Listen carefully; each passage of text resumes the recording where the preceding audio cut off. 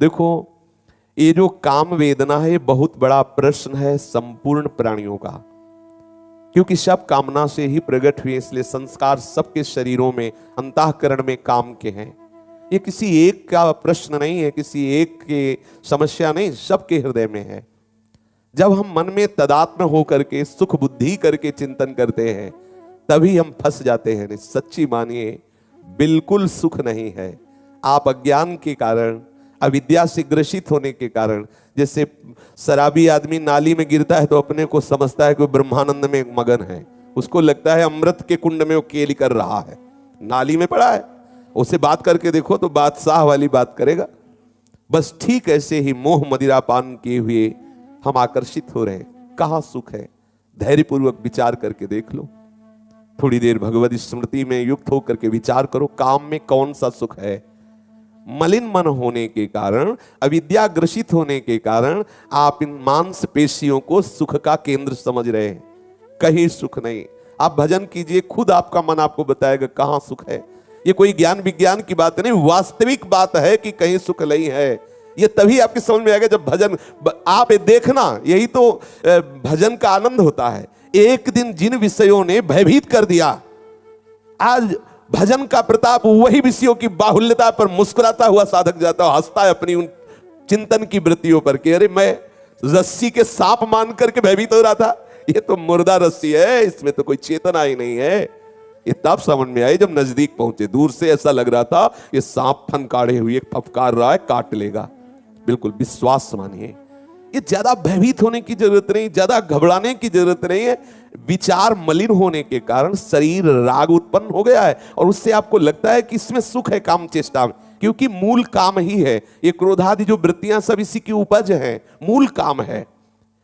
अगर आप विचार पूर्वक देखिए तो किंचन मात्र कहीं सुख नहीं। बलिहारी है माया की, मलमूत्र के भांड शरीर पर, मलमूत्र के द्वारों पर वो भगवान की प्राप्ति का अवसर नष्ट कर देता है। जो समय मिला है सच्चिदानंद की प्राप्ति का, चिंतन कर और समझता मेरे बड़े भाग्य हैं। अरे भाई, अगर वो भाग्य होता तो जिसका वो शरीर है, जिस पर तुम आकर्षित हो रहे हो, वो तो कृतकृत्य हो जाता ना।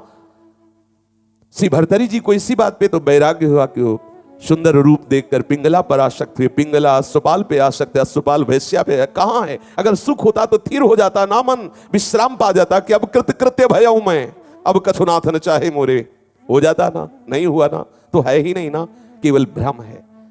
ए भ्रम से निकलो, भ्रम से निकलो। ये आपने ही माना है भ्रम, इसलिए आपको ही छोड़ना होगा। नाम जप करते रहो, सतमार्ग में चलो, तो आप में ऐसी विवेकवती बुद्धि आ जाएगी कि असली में सुख नहीं है। ये आपको भ्रम से लग रहा है। जैसे भ्रम से हमें रस्सी में सांप लग रहा था, जैसे भ्रम से हमें सीपी में चांदी लग रहा था, जैसे भ्रम से एक शराबी मान लेता है मैं बहुत सुखी हूं, कितनी गंदी जगह पड़ा होता है। देखा है, सबने देखा है।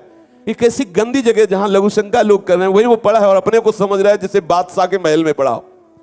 तो वो मूर्ख तब तक नहीं समझेगा ना जब तक नशा नहीं उतरे। जब नशा उतरेगा तो उसे खुद समझ में आ जाएगा। अभी मोह मदिरा पान किए हुए हम उन्मत्त हैं, इसलिए मलमूत्र के भांडों पर आसक्त होकर के सच्चिदानंद प्रभु से विमुख हो रहे हैं। और हम चिल्ला रहे हैं, अरे हमें काम सता रहा है, हमें काम बहुत परेशान किए हुए है। कहां है काम? कहां है काम? आप हमें बताओ कि ये काम है। अरे आपकी वासना है, आपकी वृत्ति है, आपकी स्वीकृति है। आप अपनी स्वीकृति को बदलिए, फिर बताइए है कहां काम? कौन है काम? यही श्याम ही काम है, श्याम ही, दूसरा नहीं है। ठीक नकली है ये सब, असली सच्चिदानंद में प्रभु है। पर ये प्रवचन का विषय नहीं है। जब तक हृदय में भजन नहीं होगा, विवेक नहीं जागृत होगा, तब तक सब नाटक चलता रहेगा। ज्ञान वैराग्य का प्रवचन होगा, एकांत में काम चेष्टाएं होंगी। विश्वास कर लीजिए, इसे ज्ञान विज्ञान प्रवचन से नहीं रोका जा सकता। ये रुकेगा तो सिर्फ भजन से रुकेगा। जब अंदर ठसाठस माल भरा है ना भगवदानंद का, जरूरत ही नहीं पड़ेगी, जरूरत ही। ये बार बार हम हृदय की बात करें, शब्द नहीं हम कह पा रहे। आप बिल्कुल परेशान मत होइए। देखा इस हृदय को, देखा है, दोनों बातें देखी है। एक देखा है काम की विकलता और एक देखी भगवान की कृपा, दोनों को देखा है। आप विश्वास कर लीजिए, आप आगे बढ़िए नाम जप करते हुए। जिन विषयों से डरते हैं उन्हीं विषयों की बाहुल्यता पर कहीं मन की सुई ऐसे, जैसे ये घड़ी से सेल हटा दो, जो जहां सेकंड में, मिनट में, घंटे में वहीं सुई रहेगी। ऐसी भगवत कृपा से होता है। जहां ये विद्या सेल हटा तो मन वहीं अचल हो गया भगवान के चरणारविंद पर। अब वो विश्व ब्रह्मांड के सारे सुख उसके सामने हो, फिर भी मन चलायमान नहीं हो, बलिहारी है। अगर प्रभु की शरणागति और प्रभु के भजन में बल ना होता तो निश्चित समझो, हम हृदय से कहते हैं, हम सभा में कह देते कि सब नाटक है, कुछ नहीं होता, पूरा जीवन हो गया जलते हुए। बिल्कुल सच्ची मानिए। श्री सुखदेव जी को ब्रह्मबोध हो गया है, इस बात की परीक्षा के लिए जनक जी ने महल में रखा। 16 वर्ष की अवस्था की आयु रहती थी शरीर की, और दिगंबर नंग धड़ंग 9 युवतियां 7 दिन 7 रात्रि आलिंगन चुम्बन, हंसना खेलना खवाना पिलाना विनोद करना। और रोज की खबर पहुंचती कि कैसे हैं परमहंस जी। बोले महाराज जैसे आए थे वैसे ही, कोई फर्क नहीं है। बोले अब उनको बताओ कि ब्रह्मबोध हो गया है। यह है भगवत साक्षात्कार। नाना प्रकार की भोग सामग्रियों की बाहुल्यता और आपका मन स्वीकार न करे, क्योंकि नकली है। जैसे हम जान गए कि ये सेब, ये अनार, ये अंगूर सब प्लास्टिक के नकली टंगे हुए, तो आपका मन नहीं होगा खाने का। ऐसे ही ब्रह्मादि के भोग सब विषम लागत ताई, नारायण ब्रज चंद की लगन लगी है जाए। अभी कुछ समय हुआ भजन करते हुए, उसमें भी असाधन आप कर रहे हैं। फिर आप कहते हैं भक्ति करते हुए भजन करते हुए इतना समय हुआ, अभी तो हमारे अंदर बहुत काम है, बहुत क्रोध है, ये है वो है। घबराओ मत, आप साक्षी भाव धारण कीजिए, खूब भजन कीजिए, आप में भी ऐसी शीतलता आ जाएगी कि कोई आपको परास्त नहीं कर पाएगा। श्री गुरु नानक देव जी महाराज कह रहे हैं कि काम क्रोध जिसके हृदय से नष्ट हो जाते हैं, उसके हृदय में भगवान प्रकट हो जाते हैं। वाल्मीकि जी ने भी यही कहा, काम क्रोध मदमान न मोहा, लोभ न क्षोभ राग नहीं द्रोहा, जिनके कपट दंभ नहीं माया, तिनके हृदय बसो रघुराया। आप विश्वास कर लेना, भजन की कमी है इसलिए ये मोह मदिरा चढ़ी हुई है और हम भाग रहे विषयों के प्रति।